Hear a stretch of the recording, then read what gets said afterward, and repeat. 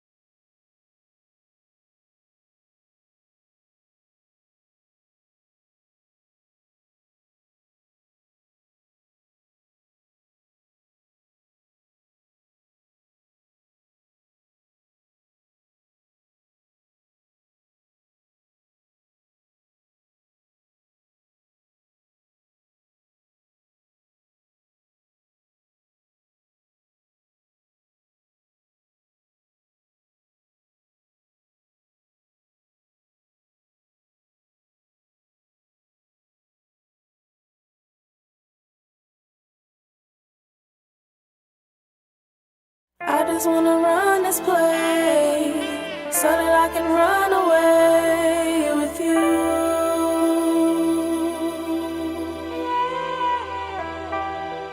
I need you to let me know that you never let me go. Is this true?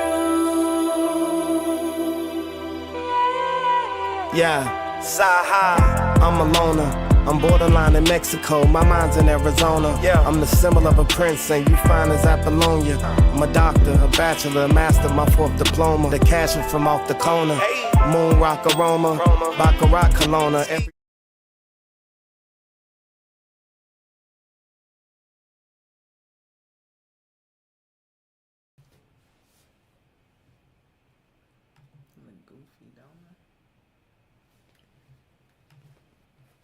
Don't ask me. Case? Don't even ask me. And then I can't. Don't even ask me. Yo, what's good? It's another TopTv. I'm here with the CURVVY CEO, Erin Webb, in the building. Oh my gosh. In the building, the CURVVY CEO, model, entrepreneur, mom, magazine owner. No, I've told you. Magazine. What did you do at the magazine? Public relations. Public relations. Mainly, that's your biggest thing that you do. Yeah, I love public relations. Hospitality. Hospitality.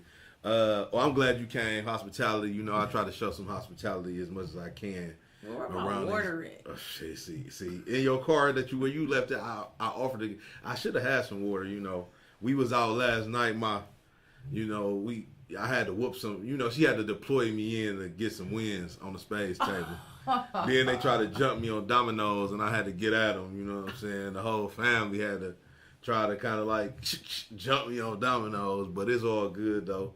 And them couple shots of Don Julio got me a little rattled today, I guess. Not to mention that deuce. That deuce, no. Well, I just cracked the deuce. Okay. And the deuce ain't even. It's barely even. Okay. It's barely even there right now. Let's stick to the topic, okay? But we won in spades. No one cares about that. Oh, that's the topic. Oh, we won in spades. That's the topic. Okay. We did win. Yeah, absolutely. In 2010, you began your journey though for public relations. Yeah. My Toya King, she was I think like a music producer. Yeah. She had her own label, and she just came up with putting Cleveland artists together.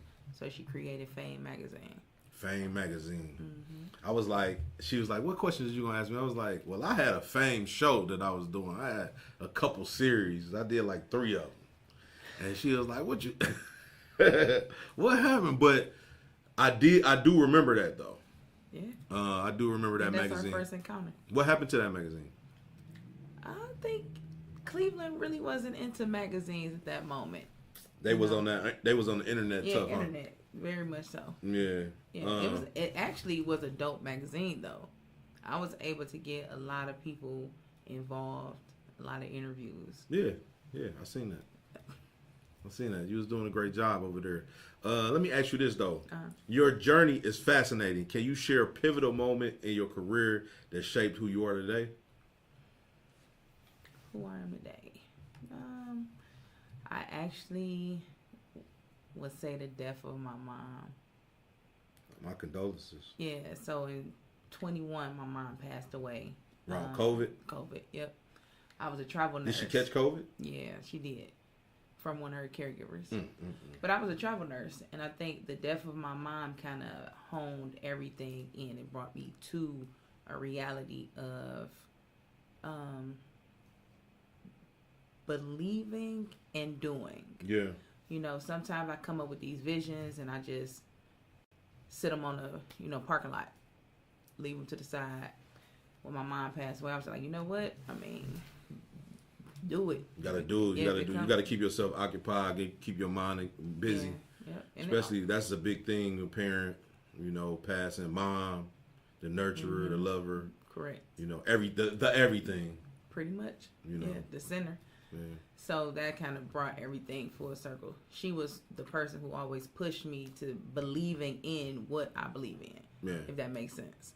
Like, Mommy, I want to do this. She was like, well, do it. Mm-hmm. Like, that's it? Yeah, just do it. Mm-hmm. And that's how I did it. And so you just popped it off. Yeah. What was the name of that? So you just hopped into public relations, and then you met the person who owned Fame magazine. So what came first? So, like I said, back in 2010, I was dating a guy, and it was his sister, and I was so supportive in like pushing her artist. Yeah. And then when she came up with that idea, I was networking for her. So we just put a title to everything. Master networker. Everything is networking. I teach my children. Everything is networking. Yeah. Life is networking. Yeah. In every aspect, I use it as an opportunity to know something or about somebody. Speaking of your kids, as a mother and an entrepreneur, how do you balance family responsibilities with the demands of running a business? What I do is I center everything around my children. Yes. So I used to prioritize my children around my life. Mm-hmm. And like I said, bringing it back to full circle, my mom passing, I started prioritizing everything else around my children. So whatever they need, whatever they have going on, everything else can wait. Yeah. Because, if the kids ain't right, it's going to be all crazy anyway. Correct. And if home ain't right. And they busy. How old are they? I have a 19-year-old. She's in college and she works. Okay. I have a soon-to-be 17-year-old, Lord Jesus. Yeah. Do you? You got some older kids, huh? I do. And you look pretty good grade. for whatever age you is. Whatever age you is, I don't know. I'm pushing 50. I'm pushing 50. Man. No, just playing. Oh, yeah. Well, they say black don't crack. Unless you smoke it. Don't smoke the rock. Hit the rock, don't smoke it with the car. But Jordan, she's in 11th grade. And then I have my baby, she'll be 14 next week, actually. She's in 9th grade. That's beautiful.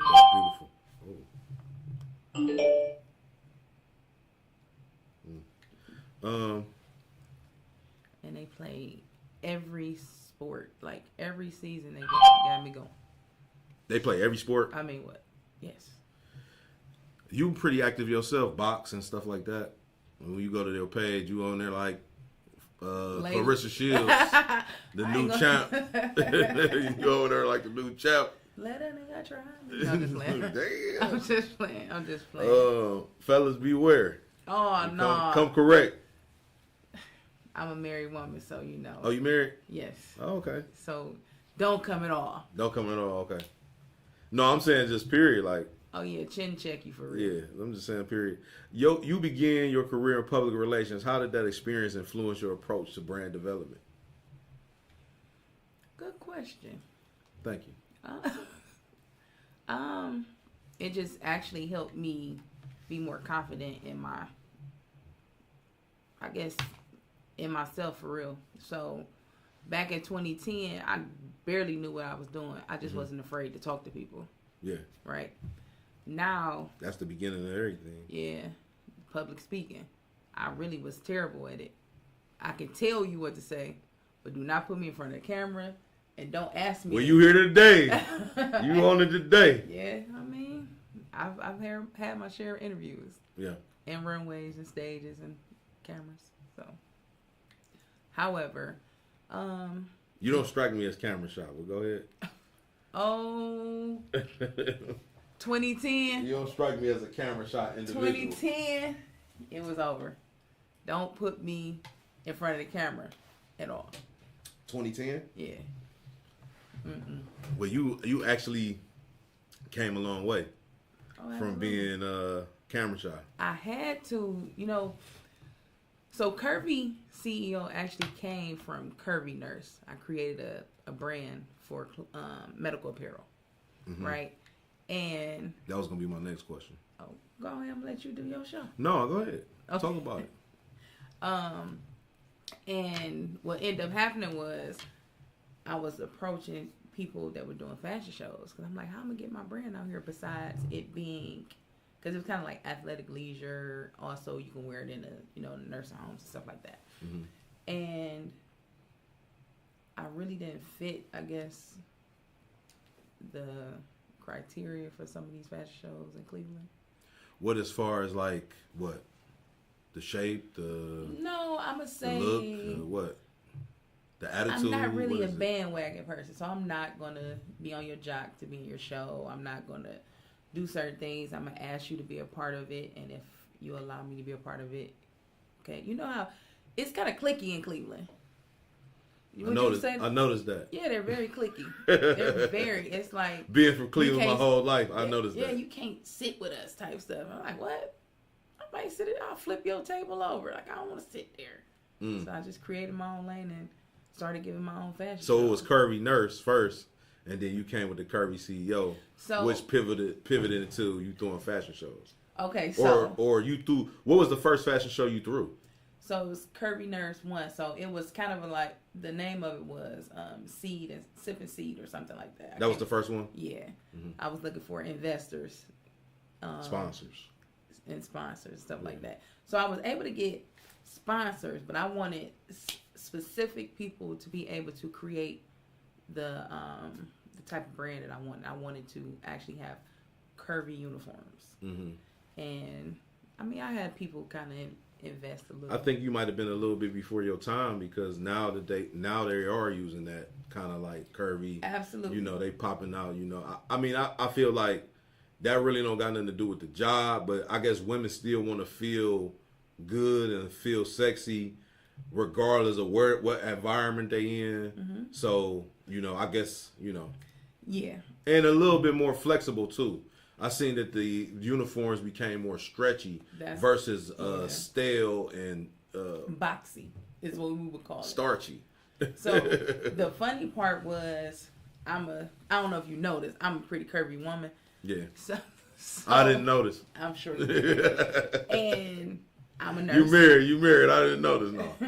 And I'm a nurse. So the funny thing was, I worked at Euclid Beach. We're giving CPR. Yeah. And my coworker is literally busting out of her clothes trying to give CPR. Spilling out. Psh, busting. Spilling out the uniform. The uniform.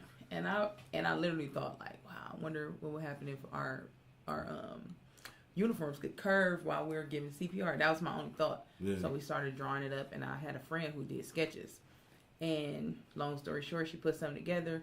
Like, I went to a lady who was doing fashion shows. She really wasn't on it, being a part of it, because my name was Curvy.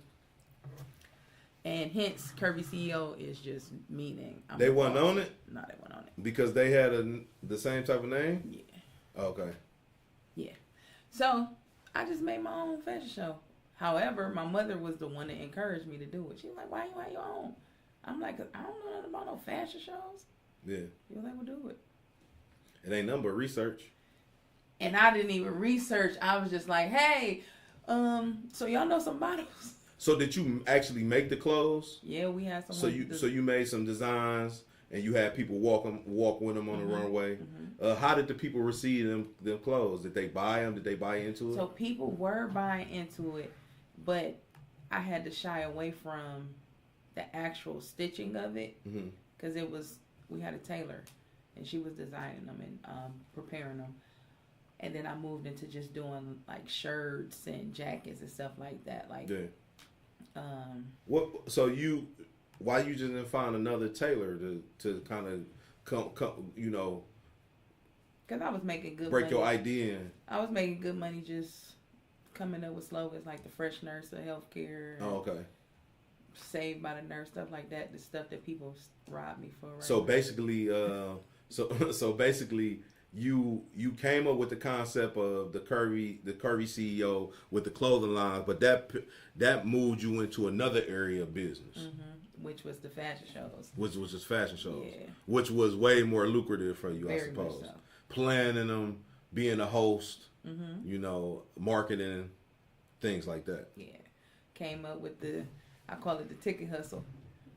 The ticket hustle, selling them tickets. Just you gotta sell the tickets to be in the show. Yeah, you gotta sell it. Everybody gotta do their part, man. Yeah. You know what I'm saying? A lot of people don't want to do that. A lot of people want to play the star and act like they don't want to make no money and they already getting money. But if you ain't, you know what I'm saying, at that level, you still need money. You still need it. Regardless of what amount it is, I could use $250 regardless if I got $250,000. Listen, you don't even understand. That'd be my conversation. I don't care if I got $1 million in the bank. I want my money if you owe me $2. Period. I want mine. And we'll be right back with the Curvy CEO. Make sure y'all stay tuned.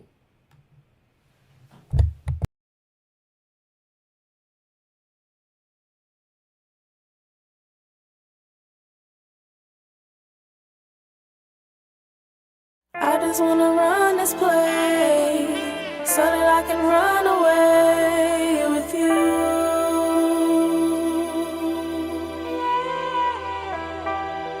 I need you to let me know that you never let me go. Is this true? Yeah, Saha, I'm a loner. I'm borderline in Mexico, my mind's in Arizona. Yeah, I'm the symbol of a prince, and you fine as Apollonia. I'm a doctor, a bachelor, a master, my 4th diploma. The cash from off the corner. Moon rock aroma, Baccarat Kelowna. Every time I set the bar, I'm knocking down Coronas. Sativa from Seattle, I was an organ donor. She wanna marry, but I dance around the ring like I'm Loma. She mad that I don't wanna. Shawty wanna leave, I said the sooner the better. Make a stop in Oklahoma. Here's a pickup line, I don't own a Tacoma. Who ain't ever heard of Williams Sonoma? But I smoked a blunt with her, so why would I stone her? She talking in my ear, I'm like, I don't belong here. Cause I see through them lies like lingerie, you ain't gotta enunciate.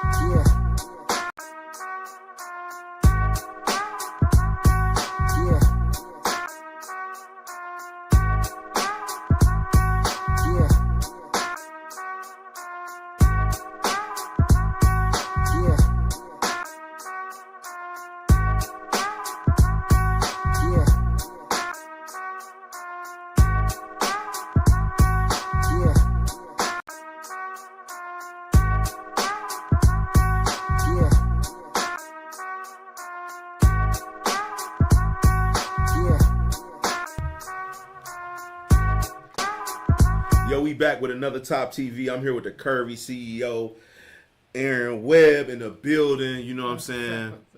And you was talking about doing runway shows and things like that. What was one of your main concerns when you do runway shows? What was it? It might sound kind of cliche. It was just my main concern was the people's interpretation of my vision. So I would sit there, like my models could tell you, I sit there and go over. I created everything myself. Yeah. And I would work from how I want the crowd to react. So if I want you to feel like you still growing up in the 90s, I know what song to play. Yeah. And that's what they gonna walk to on the runway. Playing on them emotions, baby. Yeah, absolutely. That's what I do. I'm a visionary person, so I just look at that aspect of it. I'm like, oh, I want them to do this. And when I seen that I was actually good at it, was Curve the Runway 2. We had a hip hop love story. Okay. And I mean, we sold out. I think I outdid. Was that a LaSalle Theater? Yeah. No. So that's something new that you just recently did. Yeah. Right? So my first one, I only thought about 50 people coming. We had like 75, and it was at the Mediterranean. Okay. So I did another one at the Mediterranean. I'm like, well, if I get 75, I'm cool at 75 again. Because at that time, it really wasn't about making money. It was about actually showing getting people, the message out that you do your thing. That I do my thing. Yeah. So for that one, we had like close to 200. Like, I mean, wall to wall. Whoa. Yes. You know, that's a lot of people for a local fashion show. Yeah, for nobody, right? You know what I mean? Yeah. That's pretty big. Okay, well then I like this one. LaSalle. I'm like, hey, I gotta go to LaSalle. Yeah. I had a home care across the street, and while I was sitting at the home care, kind of like designing what I wanted to do and critiquing, I initially wanted it to be at the bowling alley, 216 lanes, because I had a vision for how I wanted, the runway to roll. And that wasn't classy enough. No, absolutely. So, long story short, I was sitting there talking about it, and Bobby, shout out to him, because he was one of our counterparts in the cohort there. Yeah. He was just like, hey, the LaSalle Theater. And real nice place. Very, very. Yeah. And the rest was history. So CTR3 was there, right? That's Curve the Runway 3. However, for sure, for everybody that don't know, like myself, the city know now. I'm sure y'all know. You can't tell me y'all. Well, I don't know what he know. I got to see it online. I ain't get to come in person, but I'm gonna be at the next one for sure. I gotta have a next one, but for CTR3, we ended up having to put it on pause because of COVID. Right? Mom died, and it was just like dreams felt like they all got shut down. Yes. How did you navigate your way through, dealing with your mom passing, dealing with everything getting shut down where you had just like launched and really started moving? Now seeing. You know what I'm saying? You were seeing your growth, you were seeing your passion flourish, and then here come COVID. Actually making hella money. Yeah, because you was a nurse. Travel nursing. You was a travel nurse. So how did you you was dealing with? So you was doing fashion shows. Your business is flourishing as an entrepreneur, but you also sort of still like an entrepreneur as a travel nurse. But you still got to get them, leads. But how did you? What was the feeling like? What was the air like then for you? Man. On top of that, I'm going to say it was another thing to add on that. Cleveland was doing its thing. It was the all-star here. Yeah. Right? I came back because I was kind of like in limbo of what I was going to do because I was making money. So I'm like, I don't need to come back. I'm sending money to the family, But I came here. My brother was hosting because he has Euphoria. He was hosting there. He had like Fabulous coming, right? Okay. Man, when I got to Cleveland and I seen the city is on fire, like it was money. It was real like lit. It was the most love you would ever see, right? That I've ever seen in Cleveland. I'll say that. I felt like ignited. Like, oh my God, man, my dream's about to like take off. I'm like, man, the city got this. This 21. This is 21. Yeah. I'm like, man, I'm gonna do my fashion show. It was money circulating. It was a lot. You know, when money circulating, people happy. Man, and I was already getting it. Yeah. I felt like money making Mitch, man. Listen, I was bringing in I was bringing in so much. It was just, and I was able to help so many people. Yeah. I'm like, you know what? I always parking lot my dreams. I'm like, man, I'm about to do another one. Then I was like, I'm bringing in Jadakiss. You rung in Jadakiss. Yes. And I remember that. Yes. Yeah. At the LaSalle. Yep, you had artists open up and everything. Yeah. Yep. So that was one of my, I'm going to say he my top 5. I love Jadakiss. Yeah, shout out to Jadakiss. I got with him when he came to the Grog Shop. Yeah, he fired. Yeah. And he performed on the runway with the models, man. It was dope. Yeah, it was crazy. It was dope. crazy. I seen that. That was hot. We had about 250, 300 people there. Mm-hmm. Then CTR4 was my. That's when I knew, like, man, you need to keep going. So that's when you knew that you had something big. Yes. Not the first one, not the second one, not the third one, but the fourth one. You was like, I got this right here. This is what I'm doing. This is what I'm doing. Yeah. It was fire. Who's some of the designers that you work with during the fashion shows? Like, did you hand pick them? Do some of them just come to you? Who were some of the people that you work with? Well, I'm gonna say this. So, my models were designers as well. Mm-hmm. So I kind of did it the networking way. Yeah. I don't care. Like, if you a model and you got a business, put your business. You could, I'm market you. You can put your clothing on the runway. You can put a table out. And so instead of me just marketing Curvy Nurse, I was marketing whoever was in my circle. Mm-hmm. So I had models who had companies that they did like perfumes, hair, stuff like that. But my main supporter was Coco's Closet. She was one of my models turned designer. Yeah. She was like, you inspired me to launch my clothes. I'm like, good, you know. Great. Then Manic Vanity. So shout out to Knuckles. Shout out to Knuckles. Yeah. Just had Knuckles on the why behind AI. Oh yeah, he lit. Very, very, very intelligent man. Like, I came to him, and he was just down. He pretty much let me have my way with his clothes. Like, CTR2 was pretty much Manic Vanity, for real. So is that the brand CTR, or it's CTR? It's CTR. Okay, CTR. So that's what the design. That's the name of the actual brand and the design. Mm-hmm. Okay. Yeah, it went from just showing my clothing to whoever wanted to put their stuff on the runway. Yeah. So you, how important is it to you to open up fashion for people in this region? You know what I'm saying? How important is that to you? You know what? We actually like the fashion hub. Like, that's how it started. It's a lot of history here with fashion. Mm-hmm. Rock and roll too. We do be sauced. Do be sauced up though. And a lot of y'all kind of bite our style over here, over there. You know. You know that. You know a lot of history here with fashion. The importance is bridging the gap. So I end up having some children, like when we were COVID time, right? They were sad. Then I spoke to some of the adult models. They were sad that we couldn't do it. So it became, forget the fashion. Now this is helping people cope, right? It became a coping mechanism to be able to design or to be able to create, which is one of my things too. Like, if I'm creating, I'm okay. Yeah. If I'm not creating, I'm losing my mind. See, I ain't followed the rules during COVID. I kept it moving. I ain't even stopped doing business. I probably was responsible for passing COVID around. I don't know. Oh my God! I didn't stop. We did not stop though. You know what were you doing? Well, I was producing the Player T show at the time. You know, I produced that show for about 15 years. But y'all was still interviewing people. We were still interviewing. But you can still keep your distance in that way. Yeah, but you still bringing people in your immediate area. You know what I'm saying? It was like an airborne thing.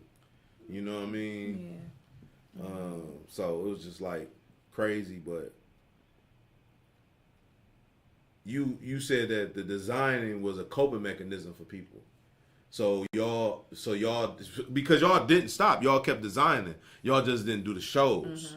Absolutely. You know, did you during that time did you design something that was like, this is a piece that's a timeless piece? Is it any timeless pieces that you designed during that time that you still promote, that people still want to buy? Yeah. So I still make the jackets and stuff like that. My friends want me to come out of retirement, but I actually, if somebody hit me up, like they'll DM me and ask me for a jacket. I've never spent any of that money. I have it going to my children's trust fund. We holding it down around Yeah, here. I've literally never spent any of my Curvy Nurse money. Cash on deck. That's not. Cash on deck. I think my children deserve that because I kind of raised them. So you took that money that you made during that time and you put it in the trust for your kids. That's hard. Yeah. And a lot of people should think like that. You got to think about it. I do a lot of things, so I don't even miss that money. Yeah. I do a lot of things. So you do LPN, you do branding for companies, rebranding for companies. I consult with you nurses. You consult with nurses. And what's some of the things that you do when you consult with nurses? Like, what is it? How does that go? So, I teach them customer service. Okay. Which was down at an all-time high during COVID. Yeah. It was that was my favorite line. Where's the customer service? Customer service at an all-time low. Yeah. That was my favorite line. And you know what? During that time period, a lot of nurses was pushed into the field, right? So they were in nursing school. Go ahead, and you can work as if you have your license. It was a lot of people not knowing, they just doing. Because during that time, they were saying that a lot of people was skating through. They had the fake diplomas and all of that. Now that's too layered because you have the people who were skating through, got their stuff offline, right, in Florida. That's where the fake diplomas at? Fake college. Yep. Fake college. And then you had the ones that were graduating nursing school soon, that they were allowing to work if they were in a certain semester in the nursing school. So during COVID, people got fat. Yeah. Because there wasn't nobody in the office. And then here's there you go. And the ultimate downfall for me during that is it turned me away from nursing was outside of my mom's death, right? Was that you may in your lifetime see death maybe about 50 people unless you just keep living. I probably saw like 50 people a day die. Wow. How did that affect your mental? I don't really like nursing anymore. However, the flip side, I'd rather come in and coach you to be a good nurse. What's the name of the class, or can they just call you? How can they get in contact with you? The consultant is the proven nurse. The proven nurse? Right. So I came up with that on the road because if you ever was called before the judge, what they're going to do is put you up against whatever the offense you did, right? Up against the... Like some of y'all dancing on patients' heads. Yeah. What they're going to do, what would a nurse with this amount of experience, the same amount of experience you have, what would that nurse have done? Yeah. And they call that person the prudent nurse. So I created the prudent nurse. You teach, like I said, customer service, bedside manner. Yeah. Right? Critical thinking. I'm very good at critical thinking. That's probably why I'm a good networker and rebrander. And pretty much, if you need to sit and study pharmacology, because I know how to teach people how to walk the body and tie everything together. Yeah. You good at she's multi, slash. We're gonna be back with the Curvy CEO. Make sure y'all stay tuned. Not the slash.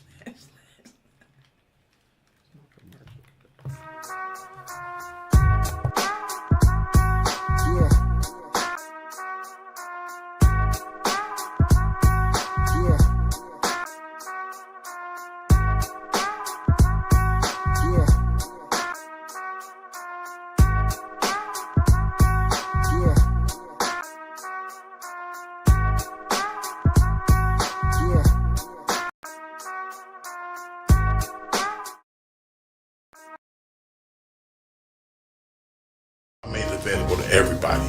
So this is that small project I did in mass, and if people apply themselves under my leadership, a lot of people gonna win. But I really need serious students, and it was just like I learned it was bigger than me when I started winning people cases, because there's nothing like another case. I was in the lunchroom and the warden came surrounded me. I'm eating lunch with my guys, and he said, "Jermaine, I want to thank you." And he was like, "This lady just called our office crying. Her son won." And it was just like those little bitty moments.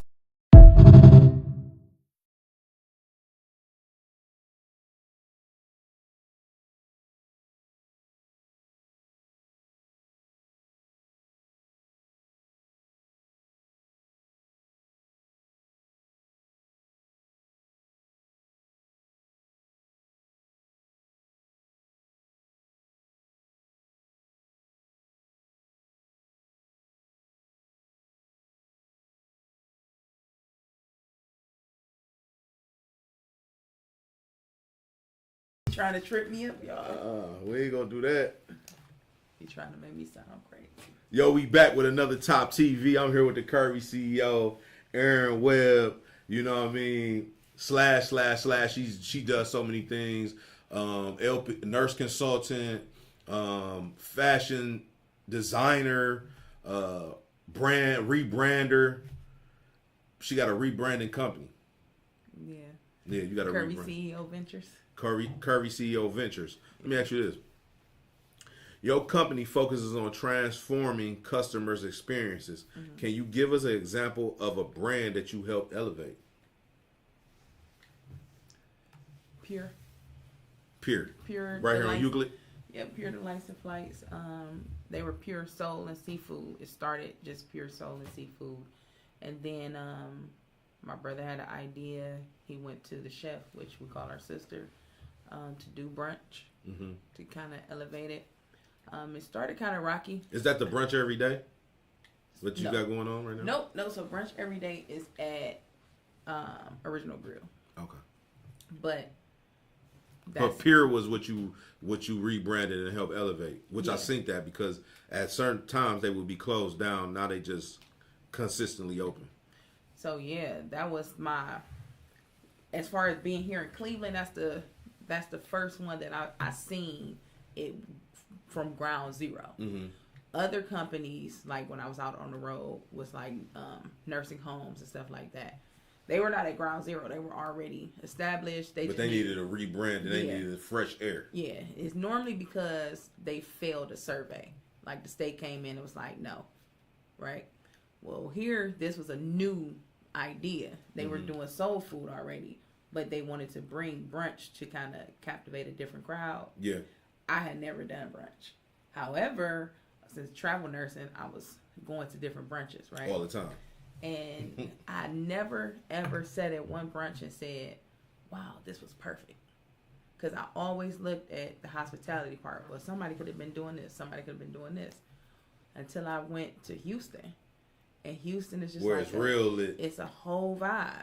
Yeah. Like hospitality, to the food is good, to the I don't care how much money I'm spending out.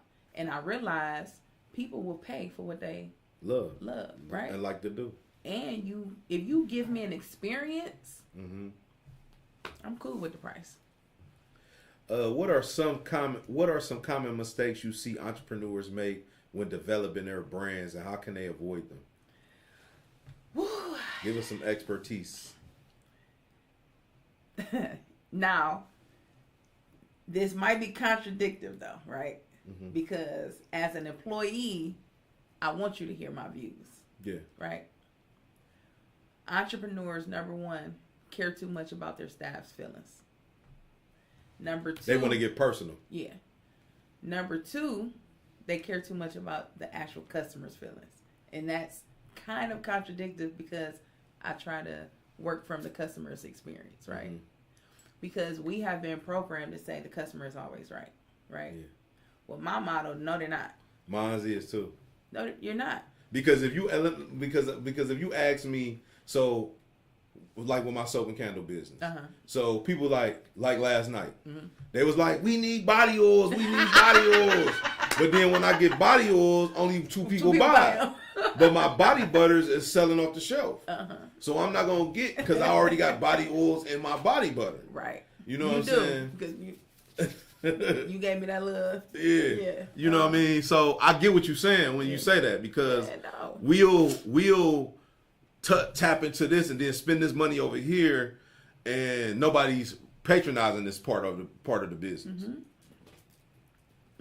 Yeah, I don't play that. I'll be like, They be like, go get your manager. Yes, please come get me. Yeah. Big Mac been selling.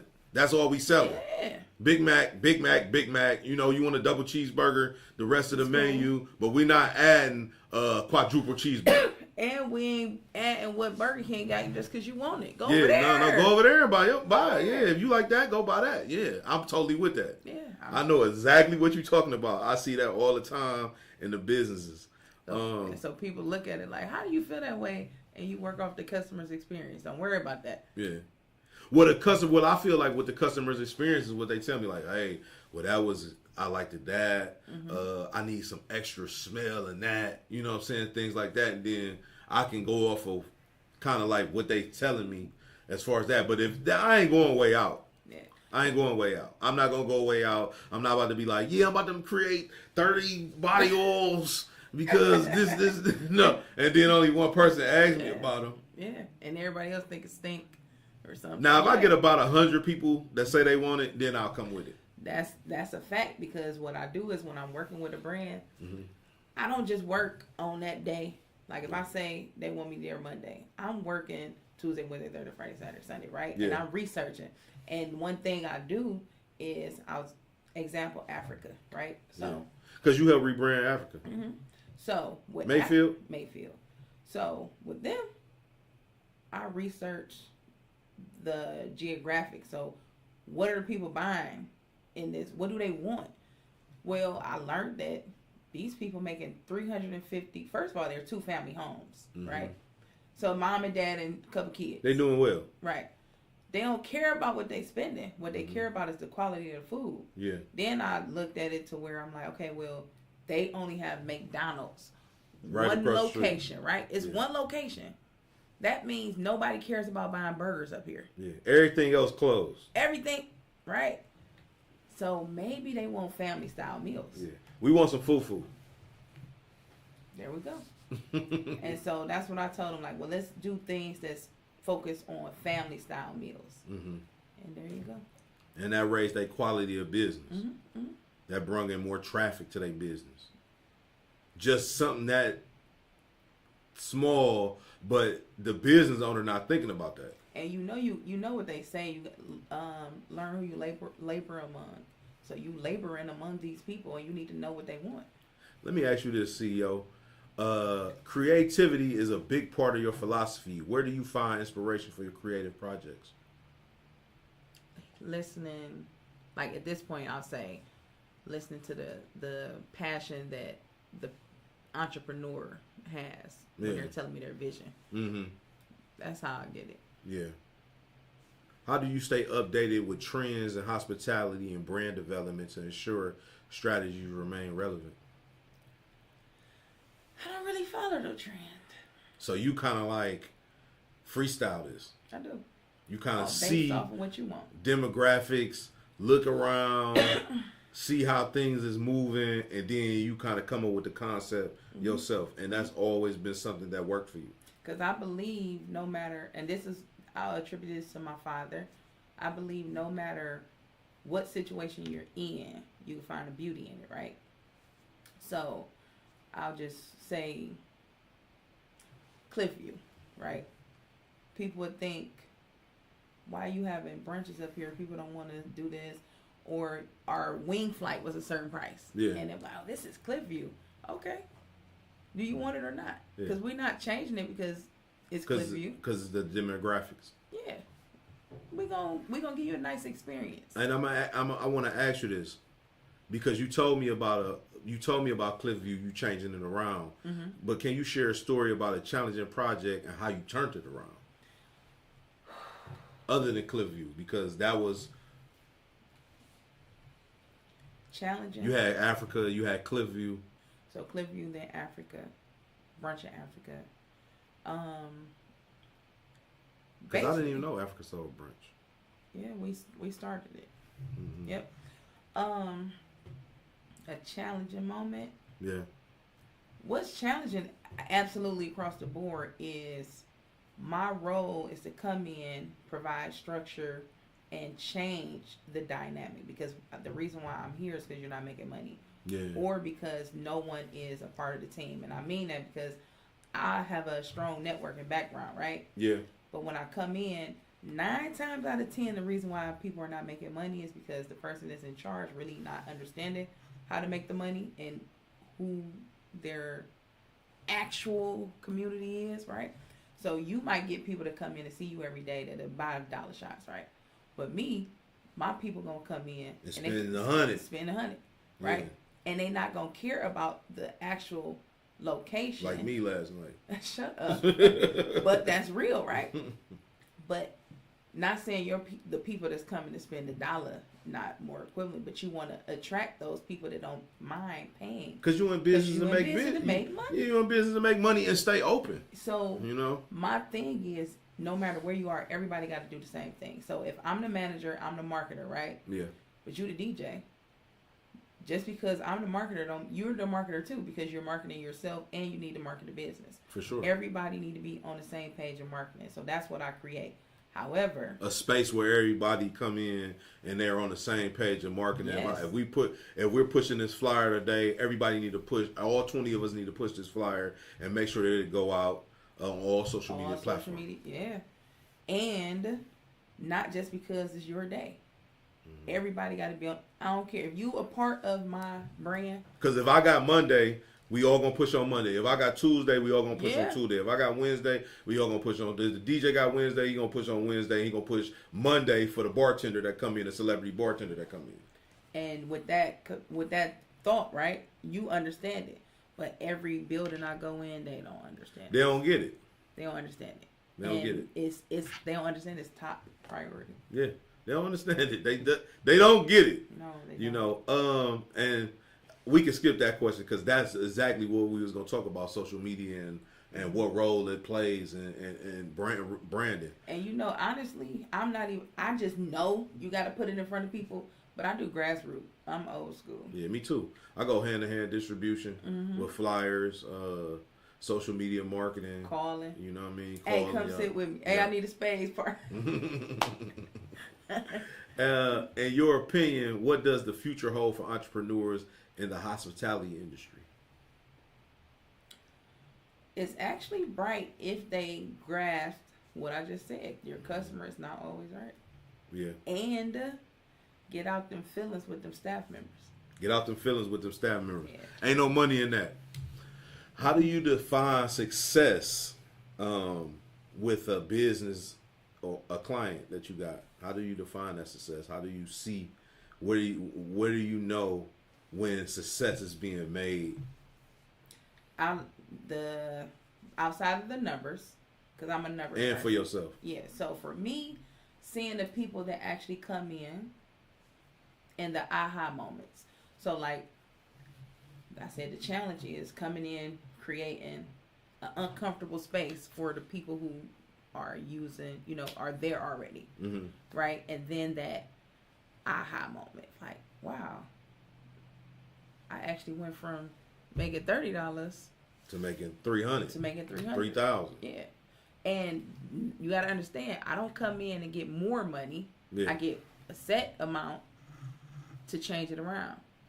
So, success for me is that aha moment for that staff person. So they put you on a salary. Depends on how deep I have to go. Like if you hire me to be operations manager, yes, I'm going on salary. Yeah. Because that means I'm still working all the time. But if I have to develop a plan that you're going to execute, you might just need to contact me a couple times. It's just one fee. This business has been lucrative for you. What's one of the most successful? What's one of the biggest checks you got in the business? Not to be in your pocket or nothing like that. But if we could, I'd say the biggest is about $7,500. Yeah. Yeah. And that's good. That's good money, you know, to get it in a lump sum.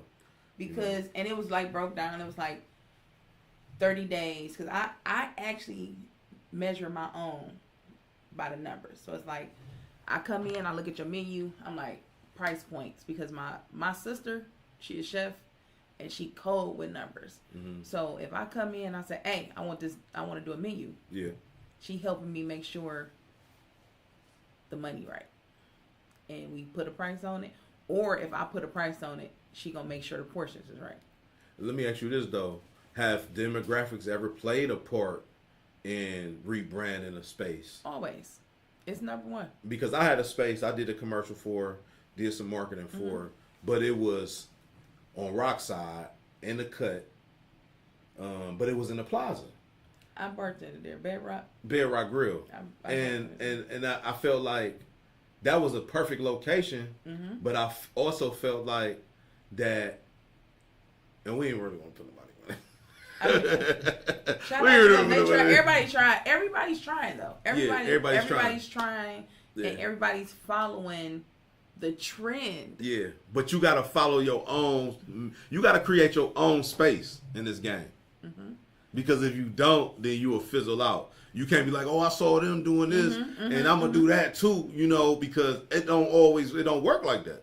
And you really don't always share the same customers, right? You don't. So the thing that I find out is what's the lowest day, like your sales day, and then I try to do something on it.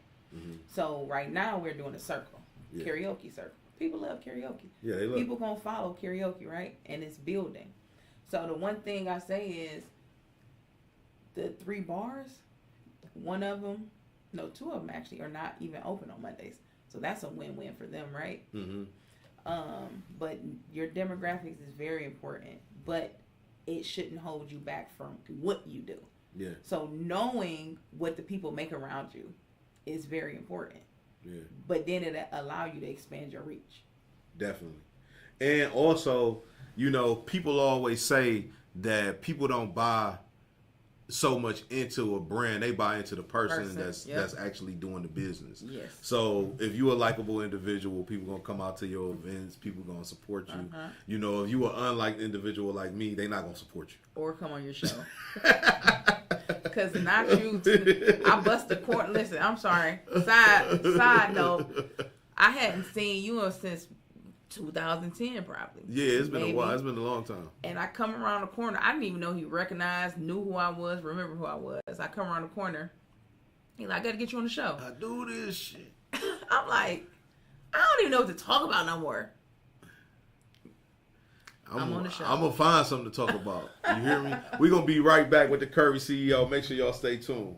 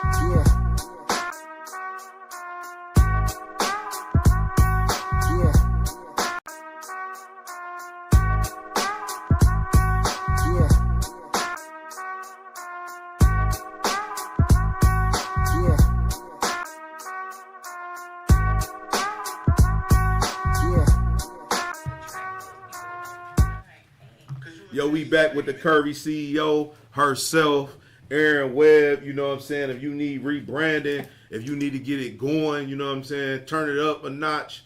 You know, you want to get with her. Where can they reach you at if they want to get with you to do some rebranding, you know, put together some runway shows, things like that? So, I'm going to just say this, right? I'm on both Facebook and social and Instagram, but Facebook for family. So, Curvy with 2 V's _ CEO on Instagram. On IG? Yup. So tap in. You see the name right there. I got the name right today. Sometimes I'll be butchering names. Because I don't saying? know who CURVVY is. Not me. You got to put that V on the 2 V's. Okay. I did that. Yeah, I got that in there. Today. I made sure I did that. Today. To do this, you got to be selfless. To rebrand, to go in people's business, you got your own business, but to go in people's business and build their business up, you got to have a sort of a no ego type of energy. And I have all the ego. She do, y'all. But where did that come from? You know, where did that feeling of just like showing love and wanting people to succeed come from? Because you want folks to succeed, evidently, absolutely. And you in a rebranding business. So, I'm going to say it come from I'm just not a hater. I guess it's as simple as that. Right. When I realized it worked, you know, to help people, and I was able to connect, and I found the kind of like the, what can I say? I found the cheat code. It's nothing. And if you in my circle, I want you to succeed, like, even more. Yeah. Than I want myself. Well, I need to get in the circle then. I mean, you almost there. Help me win space next week, and I got you. I mean, I dominated this week. I don't know how many weeks I can just keep this thing going. But, you know, I'm unlimited with it. You know, all I do is win. I'm like DJ Khaled. I told him last night. That's valid. We definitely won. But, I've always been selfless, though. I'm a Libra. I was raised by a woman who... That explains it. I was raised by a woman who was a great friend. And I tell people this all the time. If you don't have a woman that raised you that knows how to be a friend, you're a terrible person. I guarantee it. Yeah. You got to know how to be a friend to actually care about the next person. Other persons. Yeah. In interests. Yes. What advice would you give someone that's looking to start their own business in a saturated market? Don't do it. No, I'm just reconsider. Read some letters. For real. Find your niche. Yeah. I always think, and the funny thing is, my god sister came up with do the little things bigger. But my mentality is, I believe in your little dream. Because you know, when you come to people, your family, and remember this too, y'all. Your family, your family be shady too. Your friends. I don't let people love me. Yeah. So I kind of emphasize that, like, I believe in your little dream, right? Because you come to me with something small, to them, I already know that it's big. Because you can't sleep at night when you got something like that on your mind. That's a fact. So I'm that person. So I kind of try to help you and be that voice in your ear. Let's do it. So what we doing? Encourage you till it jumps off the table at you. Trust me. And I want to ask you that, you know, how do you emphasize excellence, standard of excellence in your work? How do you install that culture within your team? I don't do nothing. I don't ask no one to do nothing I wouldn't do. Right. So I just make sure. I'm telling you, I'm a nurse too. So I've never been an aide, but I'm going to do your job. And I'm going to do it with you. And I'm going to show you. And I tell people all the time, I don't expect nobody to do it. But I expect you to do it. Let me ask you this. Could you share an experience that deeply impacts your understanding of customer service? Like that one time that you was like, man, this is why I do this. And Yeah. You know, it's I got 2 examples as a nurse and as a in the field. So, as a nurse, I got shit through in my face. We need to go take all type of shots. Right? But here's the thing. Long story short, the lady, they put her there. She was hospice. They expected her to die. Right? She doesn't talk. She doesn't eat. She's nonverbal. She will throw shit at you. Right? At that point, I want you to die. I ain't gonna... See what I'm saying? God. That's what you need me God, please forgive me. But she thought I was the person that normally comes in. Yeah. So I changed her kind of thought pattern, right? I would come in and they tell you to still talk to people even though they vegetable state, whatever, right? So I guess I'm the only person that was doing it, right? Yeah. Talking to her. Everybody else was talking around her. So long story short, moved past that. I came in one day after she threw the shit on me, right? Still same, talking to her. And she was like, you know that motherfucker, excuse my language, y'all. Y'all know that MF didn't put that food in my belly. I said, what? Crazy. You talking to me after you threw some feces? No. You talking to me and they think you about to die. Right. And they talking, but you can't talk. What is, how you doing? But you got her to talk. She was comfortable with me because I was always going there and telling her, And hey, you ain't miss. go crazy on her after you all had that experience, because that's a hell of an experience. Yeah. Let's be real. Yeah, yeah. And You she know. lived years after Somebody throwing feces on you can be a traumatic, life-changing, altering, Yeah. upsetting. Yes. Yes. Yes. How did you restrain yourself in that moment? I cried. Because I was just like, and I do this often, like, Father God, please, Father God, please, Father God, please. Right. Like, for real. Man. Like, for real. I would have had But- to say 100, Father God, please, 1,000. But you know what? I've never You knew she was sick. been that way to people like that. Yeah. You know what I'm saying? Even as a kid. You know, so that's who I am, man. You knew she was sick. You knew she was not in her right state of mind. Yeah. So you spared her. Yeah, yeah. But also in the customer service part of it, down at Pure, I had a customer come in. Nobody wanted to service them because they always be tripping, right? And this one particular time, I was just like, you know, no matter what she was doing, I was still giving her that smile, that love, that kick it. And she came back the next day. Now, this was Saturday. The next day was Sunday. She's like, I needed that. She said, I was thinking about killing myself. I was like, killing yourself? Damn. But you never know. Yeah, you never know. Like, people, sometimes you can make or break somebody's just, yeah. Yeah, it's real. That's a real one. You know what I'm saying? I think that might have been the most interesting spoken words here on the show ever on Top TV. For somebody to, you know, actually have to go through that, you know, feces, urine. I mean, that's real, like, Trust me. man. It get real. Yeah. I shout out to nurses, man. Like, I'm talking about nurses like me. Like, not the ones that gotta have they booty enhanced. Yeah. I ain't throwing no shots, but I'm just being real. That's not the nursing that I came from. Yeah. I came from the priority was a priority. That field, that real field. Like getting in, getting dirty. Yeah. You know what I'm saying? Not the Stanley Cup, the put in, you know, I ain't really made for that. You gotta wipe that. Yeah, You gotta like, wipe get in there. You know what I'm saying? not the hold on, I'm gonna go get the A. Like, Yeah. you know, Wow. What are some actionable tips you can provide for enhancing customer service experience that small businesses can implement right away? just listening. Like, a lot of our people They don't know it all. listen. So that you know what? And I'm a firm believer in, if my policy and procedures say I don't want to hire nobody with blue hair, you ain't gotta hire nobody with blue hair. But you can still interview them.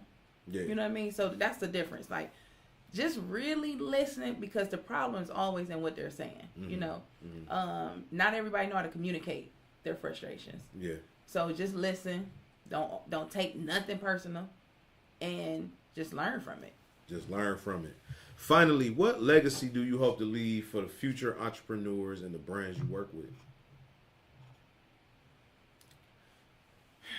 this might sound crazy, but the only legacy I'm concerned with is the ones that what my children take from it. I hope that people can look at my journey and be like, oh, she did everything that came to her mind, right? Yeah. But the only legacy I really care about is my children's, like what I'm leaving to them. Yeah. And so that's why they have the trust fund, and that's why I build my life around whatever they're doing. I think more people should focus on that. More people should focus on their core family versus the world. Of course, you want to leave a legacy on the world as much as you can, but you think that core family is the legacy that you should be really centering yourself around. Absolutely. Out here in the world. It's the one you created. Yeah. The world you created is the one that matters the most. Yeah. But I think we've gotten away from that because you care about the likes, right? And I ain't had too many likes on social media in so long because I'm shadow banned. They want me to pay for everything, so I could care less about. I'm paying and I'm still shadow banned. See what I'm saying? You see what I'm saying, though? Yes, So the problem is we focus on the outside world. My bigger picture is the world I create. Yeah. Well, I appreciate you coming on the show, sharing your expertise, talking about everything that you do, and just giving us some insight on rebranding and nursing. If you want to get in contact with Erin, you know what? If you want to get in contact with Erin Webb, the Curvy CEO, you got to hit her up on Instagram. That's her Instagram handle right there on this video. So make sure y'all go and check her out. Make sure y'all tap in with her. Get your businesses rebranded. Get them revamped. You know. Also, shout out to all my sponsors. youandthelaw.org, Promise to Care East, TLJLawFirm.com. Shout out to Clevelandy and the artists. Shout out to King Made Music. Shout out to it's so many people. I done ran some commercials though. But shout out to everybody. That's been supporting the outlet platform TopTv, and we're gonna keep on bringing you inspirational stories like this. Until next time, y'all. Peace.